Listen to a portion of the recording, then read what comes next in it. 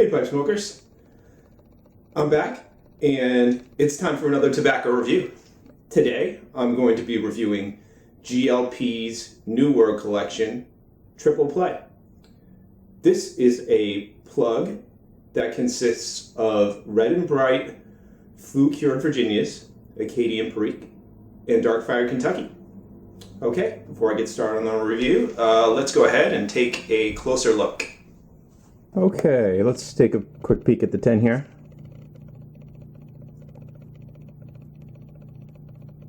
And that's generally a good look of how this one arrives, because unfortunately I've smoked quite a bit of this one before I was able to film this, so I've really only got a relatively small piece of it left, but I think you can get a decent idea of how it looks.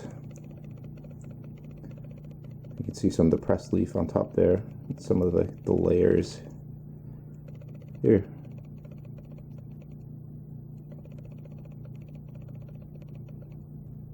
And there you have it.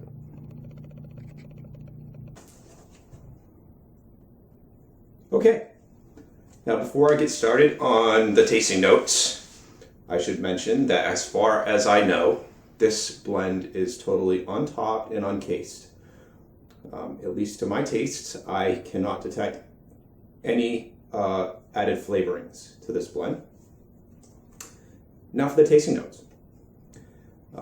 At first light, the first thing that pops out to me is a strong red Virginia flavor. I would say in terms of the Virginias in this blend, the red Virginias are pretty dominant. And that's backed up by some lighter, brighter Virginia notes that are a little bit in the background, as well as a substantial dark-fired Kentucky presence that's backed up with just a touch of perique flavor. As I said before, this is a very natural tasting blend, and those natural flavors give me some very pleasant cigar-like notes, particularly towards the front end of the bowl. And the perique in the Virginia lends just a slightly fruity note to the smoke as well. I must say there's a very good balance in the first third of the bowl here, where all the different types of leaf are detectable. Some are stronger than others, but they're all discernible in the smoke. I must also point out that this blend is remarkably smooth in the first third of the bowl, particularly towards the very beginning of the bowl. I find even some of my favorite blends can be just a tad bit harsh upon first light, and when you just start to get it going, I can get a little bit of mouth irritation, and like I said, even in some of my most favorite blends. But I find this one is just remarkably smooth from first light all the way through the first third, and indeed through the entire bowl. Very, very smooth. Towards the halfway mark, the dark fired Kentucky is really at the forefront with a strong, smoky, and like I said before, cigar-like flavor.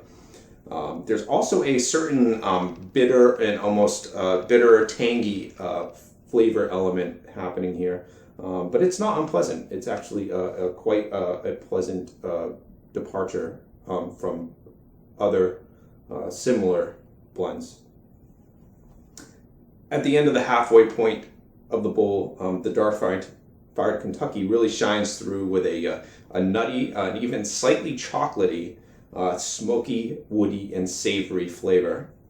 And I find that even though the perique in this blend isn't particularly strong to my tastes, at least when it's going sort of head-to-head with the dark fired Kentucky flavor, that the perique does add an extra dimension to this blend that I find is lacking in Triple Play's sort of brother blend, if you will, Jackknife Plug. And I know Jackknife Plug is very popular, but I find it can be just a tad bit monotonous to my tastes, and that I think the perique in this blend really helps add an extra flavor element that I find a bit missing in Jackknife Plug. Now, this might sound a little strange, and I understand it will, but I've experienced this flavor over multiple tins and many, many bowls. I find a discernible and very pleasant cheese-like flavor at the beginning of the final third of the bowl.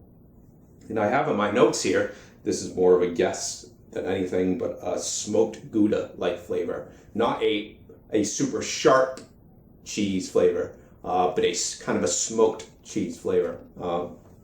And once again, I know that sounds strange, but it's actually quite pleasant. And if any of you have any experience with this blend, if you happen to notice a similar flavor, I'd like to hear about it, because I might possibly be the only person that tastes that in this blend. And I wouldn't be surprised if I am, because it's kind of weird. I find there are some lingering back notes of fruitiness and some sweetness that add an element of complexity that keep me interested, engaged throughout the entire bowl.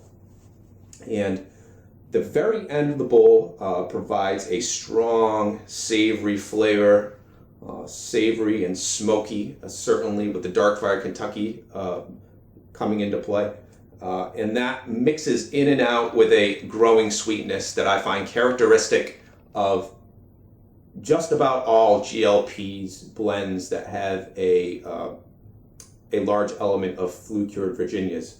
I think his flue-cured Virginias that he uses in his blends is absolutely top-notch, and it just provides a growing sweetness that I really savor to the very end of the bowl. And that's really an attractive characteristic of his blends, of his flue-cured Virginia blends.